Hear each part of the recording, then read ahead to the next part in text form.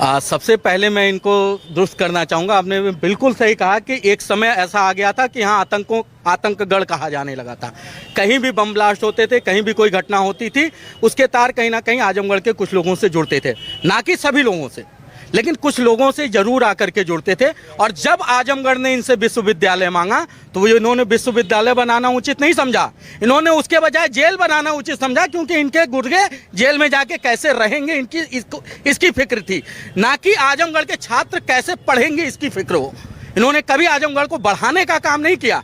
इनका मानसिक संतुलन खराब था कि यहाँ के लोग क्राइम करें, क्राइम करने के बाद जेल में जाए। कैमरा घुमाइए, उसको देखिए, कैमरा घुमाइए, उधर सामने कैमरा घुमाइए। क्या बोलते हैं ये लोग, कैमरा दिखाइए, क्या बोलते हैं मेरे। चूंकि कैमरा ये दिखाना चाह रहे हैं कि एक मिनट सुनिए, एक मिनट, अरे एक मिनट। ये जो कलेक्ट्रेट है आजमगढ़ का, उत्तर प्रदेश के कलेक्ट्रेट में, यानी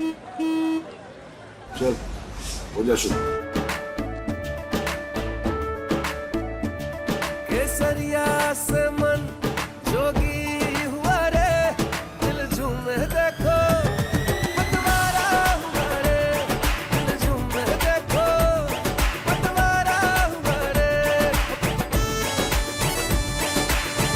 हर पल मनाओ केसरी त्योहार। विमल, बोलो जुबान केसरी। जिला अधिकारी के कार्यालय में अगर सबसे अच्छे कलेक्ट्रेट्स की बिल्डिंग का नाम आएगा तो उसमें आजमगढ़ का ये कलेक्ट्रेट भी आता है, जिसको समाजवादी पार्टी की सरकार में बना।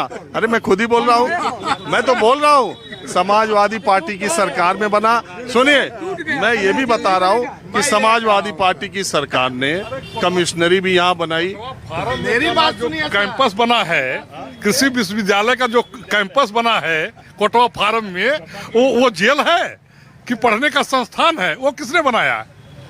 समाजवादियों ने नहीं तो बनाया है ना उसको। वो सब बनाया एक तरफ, एक मिनट, वो सब बनाया, बताइए, वो सब बनाया एक तरफ। जेल की बात करते हैं, पीजीआई से लेकर के और पीजीआई से लेकर के और कोटवा फार्म जो कृषि विश्वविद्यालय, ये मैं नहीं कहता, मैं सुनिए, काम किया है।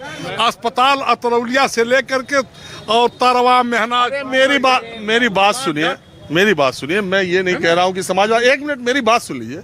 मैंने ये नहीं कहा कि समाजवादी पार्टी ने काम नहीं किया, मैंने ये भी कहा कि उन्होंने जितना काम किया उससे ज्यादा आजमगढ़ ने उनको दिया। जब अपने गृह जनपद में अखिलेश यादव सारी विधानसभा की सीटें नहीं जीत पाए, जब कन्नौज में अपने जनपद में वो सारी विधानसभा की सीटें नहीं जीत पाए, जब मैनपुरी मुलायम सिंह यादव अपने लोकसभा क्षेत्र में अपनी विधानसभा की पूरी सीटें नहीं जीत पाए, तो आजमगढ़ की 10 विधानसभा के लोगों ने समाजवादी पार्टी को चुना। तो ये फैक्ट है। लेकिन सवाल ये है कि उसके बावजूद भी बाय इलेक्शन में समाजवादी पार्टी हार गई, तो वही दोहराया जाएगा? नहीं, अब की वो नहीं दोहराया जाएगा। अब की दिनेश लाल यादव ही जीतेंगे और पूरे बहुमत से जीतेंगे। मैं ये सवाल इसलिए पूछ रहा हूँ कि बाई इलेक्शन जो होता है, 15 महीने के एमपी का चुनाव था, 15-16, एक मिनट सुन लीजिए, 15-16 महीने के एमपी का चुनाव था। अगर वो बीजेपी जीत सकती है तो ये चुनाव तो राष्ट्रीय है, ये चुनाव प्रधानमंत्री का चेहरा लोगों को दिखाई दे रहा है। तब आपको लगता नहीं कि मैं इसलिए बोलना चाहता हूं क्योंकि माननीय धर्मेंद्र जी चुनाव अगर जीतते भी हैं तो यही धर्मेंद्र जी और यहीं के सपा के लोग कहेंगे कि भाजपा की सरकार बनी है तो हम कुछ नहीं कर पाएंगे।